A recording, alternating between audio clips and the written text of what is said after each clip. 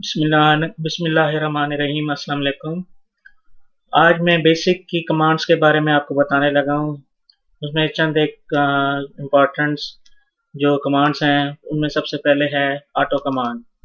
ये कमांड क्या करती है? This command automatically generate the line number in an increasing order each time the inter की is press. ये इंक्रीजिंग ऑर्डर में लाइन नंबर जनरेट करेगी। इसका सिंटैक्स ये है कि ऑटो आगे आप लाइन नंबर लिखेंगे, साथ ही आप इनका इंक्रीमेंट लिख देंगे, जिसके अंदर बड़ी ब्रैकेट शामिल हो तो वो ऑप्शनल होता है, यानी आप दें या न दें कोई फर्क नहीं पड़ता।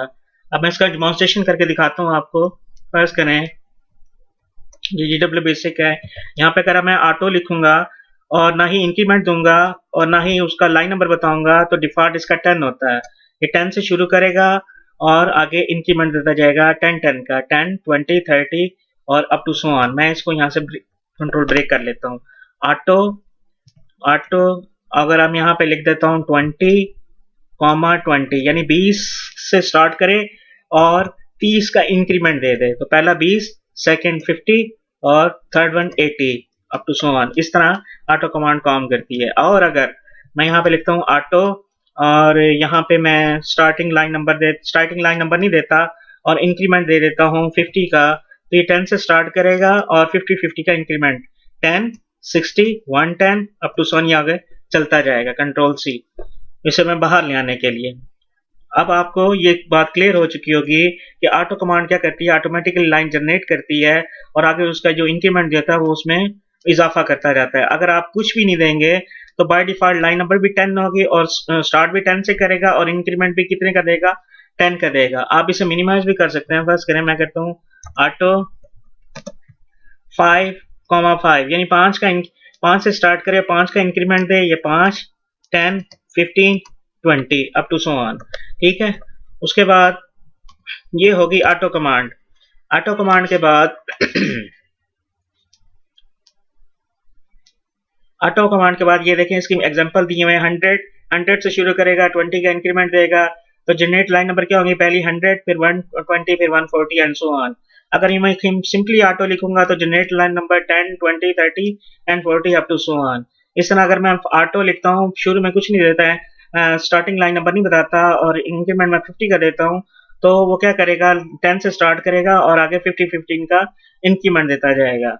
उसके बाद है क्लियर कमांड। क्लियर कमांड क्या करती है, ये करती है कि जो आपके न्यूमेरिक वेरिएबल हो उसको 0 सेट कर देगी और जो स्ट्रिंग के अंदर वेरिएबल हो उसको क्या कर देगी, बिल्कुल नल सेट कर देगी।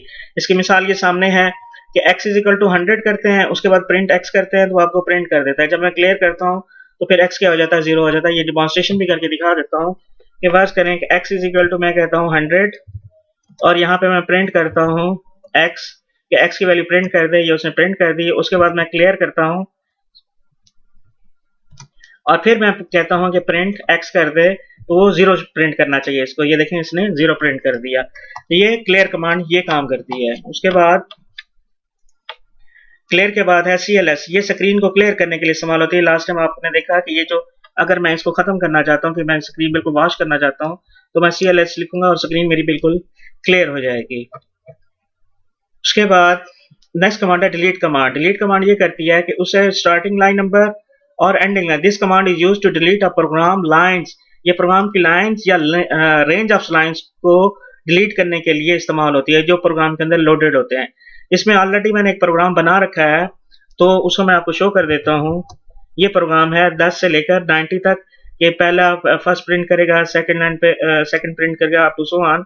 और अगर मैं इसमें से चंद लाइनें डिलीट करना चाहता हूँ तो मैं लिखूंगा डिलीट और मैं इसे रेंज बता दूंगा। अगर मैं रेंज देता हूँ, नहीं देता तो ये शुरू से लेकर आखिर तक सबको डिलीट कर देगा। अगर इसमें रेंज देता हूँ, फर्ज करें कि मैं इसे कहता हूँ कि 40 से लेकर कहाँ तक डिलीट कर दे, 40 से लेकर मैं इसे कहता हूँ कि 60 तक डिलीट कर दे, 60 तक। तो ये 40 से लेकर 60 तक लाइन डिलीट कर देगा। और मैं दोबारा लिस्ट करता हूँ तो देखें इधर 40 और 50 और 60 यानी 4 5 6, तो इसमें से 4 5 6 लाइन क्या होगी, डिलीट होगी। जब मैं इसे रन करूंगा तो मुझे ये सिंपल ये दिखेगा फर्स्ट सेकंड थर्ड और फिक्स फोर्थ फिफ्थ सिक्स इसमें से नहीं है। यहाँ तक ये इसका डिलीट कमांड का मकसद यही है कि जो प्रोग्राम आपका मेमोरी के अंदर लोडेड होता है उसको उसमें से लाइंस को डिलीट करने के लिए। अब लोडेड कमांड को देखने के लिए लिस्ट की कमांड इस्तेमाल होती है। ये आपको बता देती है लिस्ट, ये आपको बता देती है कि जो आपका मेमोरी के अंदर लोड प्रोग्राम है उसके अंदर ये लाइनें मौजूद हैं। तो डिलीट कमांड के अंदर ये क्लियर हो गया। अगर मैं डिलीट का अगर सिंपल 70 लिखता हूँ तो ये लाइन नंबर 70 को डिलीट कर देगा। अगर मैं लिखता हूँ लाइन नंबर 50 टू 150, ये 50 से लेकर 150 तक डिलीट कर देगा। अगर मैं लिखता हूँ डिलीट, पहली फर्स्ट लाइन नंबर नहीं बताता और एंड लाइन नंबर बता देता हूँ। इसी तरह delete all line from startup to include line 80, ये स्टार्ट से लेकर 80 तक तमाम लाइंस को डिलीट कर देगा। अब आगे डिलीट 120, आगे एंडिंग लाइन नंबर नहीं बताया तो ये delete all line from 120 to end of program, यानी प्रोग्राम के एंड तक तमाम लाइन को डिलीट कर देगा। उसके बाद है एडिट कमांड। एडिट कमांड क्या करती है, किसी लाइन को अगर आपने तब्दील करना हो तो उसको मॉडिफाई करने के लिए इस्तेमाल है। This command is used to modify the program line. तो इसका सिंटैक्स क्या है, एडिट लाइन नंबर या एडिट डॉट। तो एडिट लाइन नंबर ये मैं आपको करके दिखा देता हूँ कि यहाँ पे हम देते हैं, फर्स्ट करें कि मैं लिस्ट करता हूँ और मैं इसमें लाइन नंबर 3 को एडिट करना चाहता हूँ। मैं तो यहाँ पे लिखता हूँ लाइन एडिट 30, तो वो लाइन सामने आ जाएगी और यहाँ पे मैं इसको 3 कर देता हूँ और उसके बाद मैं इंटर प्रेस कर देता हूँ और फिर मैं जब लिस्ट प्रिंट करूंगा तो मुझे ये दिखा देगा, ये देखें लाइन नंबर 30 ये मॉडिफाई हो गई। यानी यहाँ पे लाइन नंबर 30 पे 3 था, मैंने एडिट 30 लिखा तो ये लाइन नंबर 3 के अंदर चेंजिंग की और उसने 30 को उसने चेंज कर दिया। इस तरह अगर मैं लिखूं एडिट और आगे डॉट, तो डॉट करंट जो लाइन, अब यहाँ पे मैं लिखता हूँ एडिट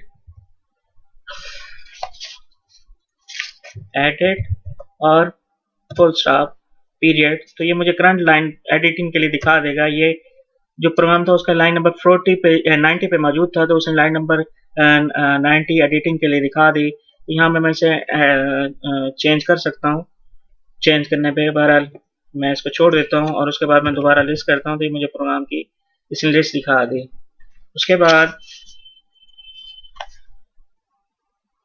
फाइल कमांड, ये कमांड आपके करंट डायरेक्टरी के अंदर या स्पेसिफाइड टाइप के अंदर जो फाइलें मौजूद होती हैं उनको दिखाने के लिए इस्तेमाल होती है। This command is used to list the name of the all file residing on the specified drive. तो फाइल्स के आगे आप पाथ में बता देंगे तो उस पाथ के ऊपर जो भी फाइल होंगी वो आपको शो कर देगा। इसके अंदर 2 वाइल्ड कार्ड करैक्टर यूज होते हैं, एक स्टैरिक और क्वेश्चन मार्क, अगर आप यूज करना चाहें तो। अगर फाइल देखेंगे तो तमाम फाइलें शो कर देगा। अगर फाइल डबल कोटेशन मार्क के अंदर स्टैरिक मतलब उनका शुरू में जो कुछ मर्जी हो, डॉट आखिर में .doc होना चाहिए और ये डबल कोटेशन क्लोज, तो वो फाइल है जिनके आखिर में .doc होगा वो शो कर देगा। अगर मैं ये कहता हूँ फाइल डी ड्राइव के अंदर स्टैरिक उनका फाइल का नाम भी जो मर्जी हो और एक्सटेंशन भी जो मर्जी हो, स्टैरिक से मुराद एनी करैक्टर, तो वो तमाम फाइलें दिखा देगा जिनका जो नाम भी जो मर्जी होगा और उनकी एक्सटेंशन भी 2 या 3 या 1 करैक्टर पर मुश्तमिल होगी, वो तमाम फाइलें दिखा देगा। ये फाइल्स मैं ये कहता हूँ ऐसी फाइल दिखाए जिसके पहले 3 करैक्टर MAR हो, चौथा करैक्टर जो मर्जी हो और एक्सटेंशन उसकी .xls हो, वो फाइलें आपको लिस्ट कर देगा। अगर यहाँ पे मैं लिखता हूँ फाइल्स, ये देखिए उसने मुझे तमाम फाइलें दिखा दी। इसके अंदर 2 फाइलें मैंने सेव की थी, abs.bs ये बेसिक की फाइल है और bb.bes ये इसने फाइलें शो कर दी। उसके बाद नेक्स्ट कमांड है किल कमांड।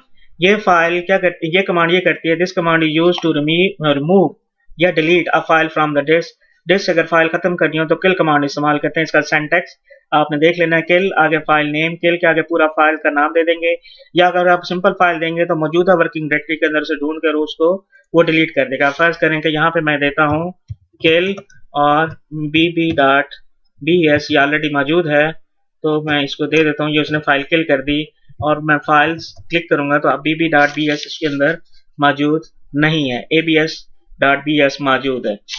उसके बाद किल कमांड के बाद नेक्स्ट कमांड है लिस्ट कमांड। ये command is use to display a loaded program partially और कंप्लीटली ऑन द स्क्रीन।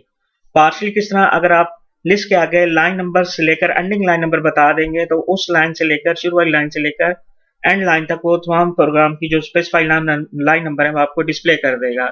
फर्ज करें मैं ये कहता हूँ कि मुझे लिस्ट कर दे पूरा प्रोग्राम, ये आपको पूरा प्रोग्राम लिस्ट कर दिया। अगर मैं कहता हूँ लिस्ट 30,80 तो 30 से लेकर 80 तक तमाम लाइन ये लिस्ट कर देगा। ये देखें 30 से लेकर 80 तक उसने लिस्ट कर। अगर मैं कहता हूँ लिस्ट सिंपल कहता हूँ 80 तक, मैं बिगनिंग नहीं बताता और 80 दे देता हूँ, तो ये बिगनिंग से लेकर 80 तक तमाम लाइनें मुझे शो कर दे। तो लिस्ट कमांड पार्शली या मुकम्मल तौर पर प्रोग्राम को डिस्प्ले करने के लिए जो मेमोरी के अंदर लोडेड होता है, एक्चुअली ये पूरा 10 से लेकर 90 तक ये प्रोग्राम लोडेड था और इसके अंदर कुछ लाइंस मैंने पिछली डिलीट कमांड के अंदर डिलीट की थी। वो प्रोग्राम ऑलरेडी सेव है, मैं उसमें आपको लोड करके दिखाऊंगा जो ही लोड कमांड आती है। ये लिस्ट कमांड होगी। लिस्ट कमांड के अंदर ये बोल बता दिया list all the line in the program list, यानी शुरू से लेकर 20 तक, 10 से 20 तक, 20 से लेकर एंड तक। ये है load command. This command is used to load a file from disk to memory. ये कमांड ये करती है कि आपकी मेमोरी से जो फाइल पड़ी होती है उसे डिस्क के अंदर सॉरी मेमोरी के अंदर लोड कर देती है। अब यहाँ मैं लिखता हूँ लोड और मैंने फाइल की थी abs.bas और ये इसको लोड कर देगी। अगर मैं आगे R दे दूंगा तो उसे चला भी देगी। ये देखो उसने चला दिया। ये first second third fourth fifth six seventh eight ये उसने कमांड ने उसे लोड भी कर दिया और चला भी दिया। अगर मैं आपको इसको लिस्ट करके उसे दिखाऊं तो ये देखें पूरा प्रोग्राम है 10 से लेकर 90 तक ये पूरा प्रोग्राम लिखा हुआ है। लोड कमांड के बाद ये मैंने आपको समझा दिया लोड कमांड और आर किस लिए यूज होता है कि उसे फौरन लोड भी करे और एग्जीक्यूट भी करे। mkdir ये कमांड डायरेक्टरी बनाने के लिए इस्तेमाल होती है। mkdir आगे बात बता देंगे, उस जगह पर ये डायरेक्टरी बना देगी। ये एग्जांपल है mkdir डी ड्राइव के अंदर गुड्स और इन्वेंट्री। यहाँ पे मैं कहता हूँ mkdir D drive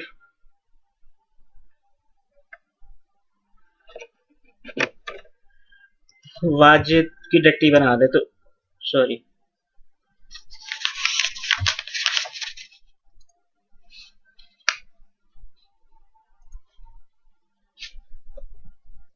mkdir D colon Wajid ये क्लोज, उसने अब डायरेक्टरी बना दी। यहाँ पे मैं दिखा देता हूँ।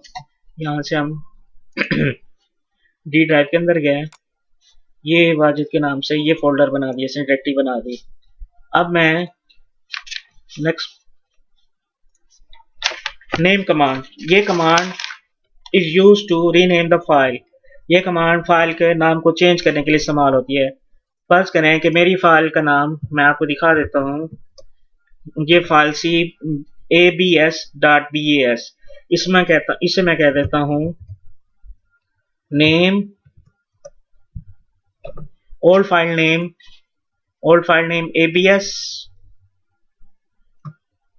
abs.bas।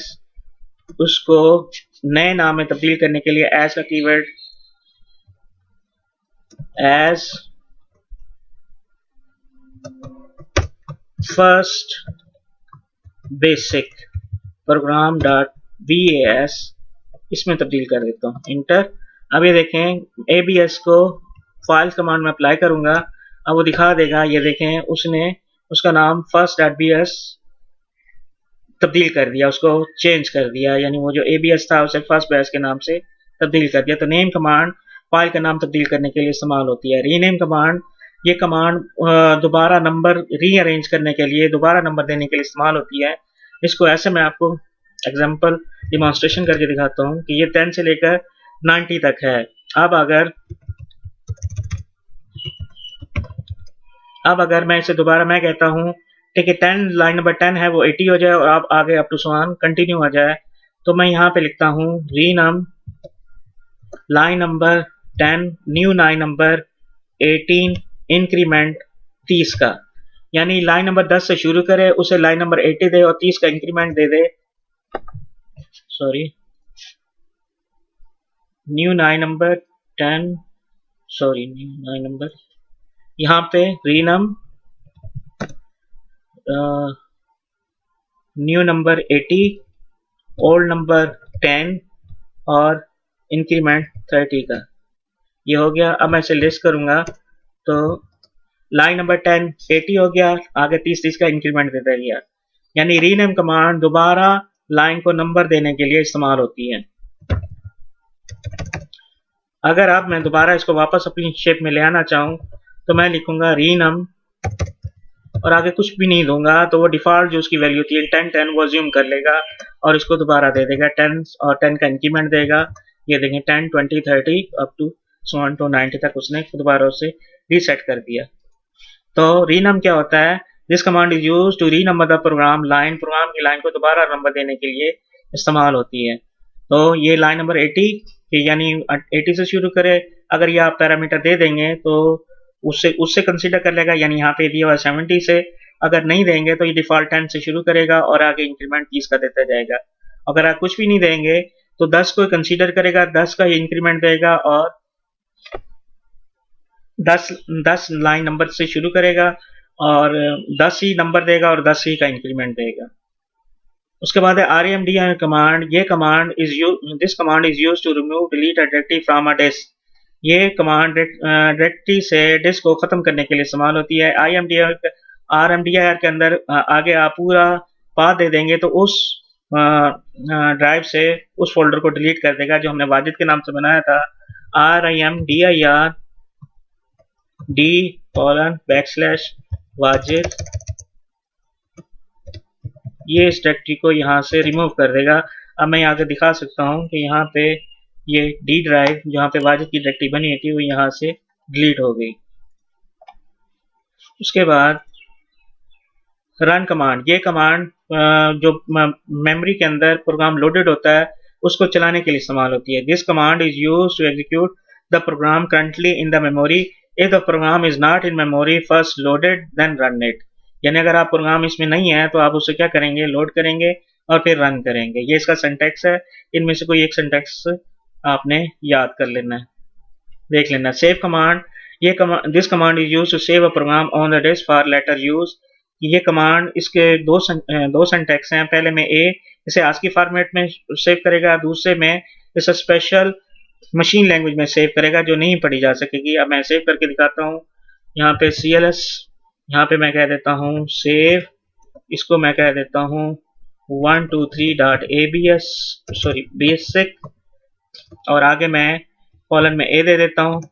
उसके बाद इसी को मैं सेव करता हूँ, सेव 456.bas और इसको मैं आगे पैरामीटर p दे देता हूँ। और अब मैं दिखाता हूँ आपको कि इसका उसने शेप चेंज कर दी है।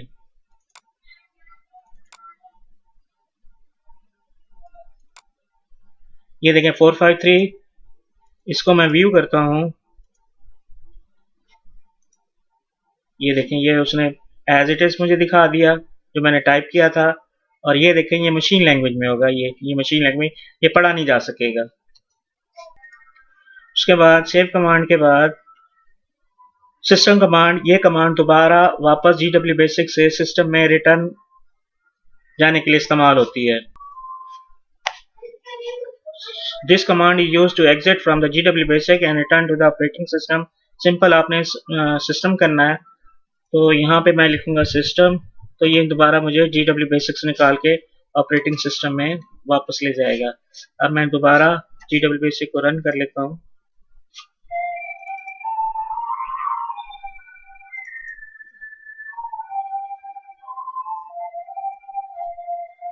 उसके बाद है list कमांड।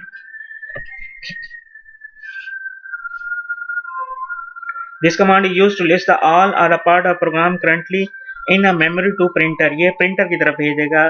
सेम ऐसे लिस्ट कमांड है करती है, इसी तरह list कमांड ये प्रिंटर पर भेजेगा। लिस्ट कमांड स्क्रीन पर भेजती है और ये प्रिंटर की तरफ भेज देगा। उसके बाद है print command. This command use to print data on at a printer. lprint command, typing error है ये। तो यहाँ पे lprint कमांड आएगी। lprint कमांड के आगे आप जो कुछ एक्सप्रेशन आप डिफाइन कर देंगे वो प्रिंटर की तरफ भेज दी जाएंगी। उसके बाद है count command. This command use to continue the program execution after a break. यानी प्रोग्राम अगर आर्जी तौर पर रुक जाए तो ये दोबारा एग्जीक्यूशन स्टार्ट करने के लिए इस्तेमाल होती है। मसलन अगर कहीं पे स्टॉप स्टेटमेंट इस्तेमाल होती है तो उसको दोबारा चलाने के लिए मैं कांट कमांड लिखूंगा तो वो प्रोग्राम दोबारा स्टार्ट हो जाएगा। इससे एग्जांपल ऐसे लेते हैं, यहाँ पे load 1 2 3,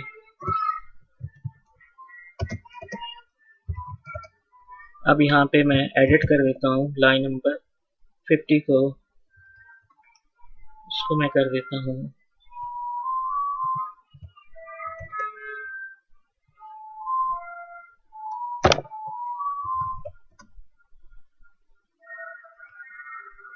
sorry edit line number 50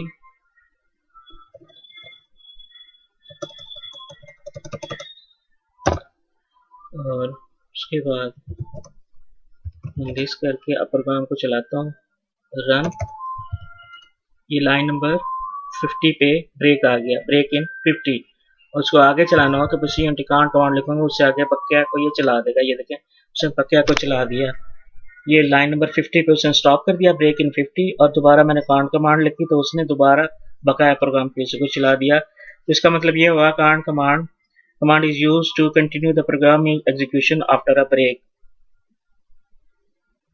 जज़ाकल्लाह, आज तक के लिए इतना काफ़ी है। उसके बाद जो बकाया जो स्टेटमेंट है बेसिक की, वो इंशाल्लाह पार्ट 3 में एक्सप्लेन कर दूंगा।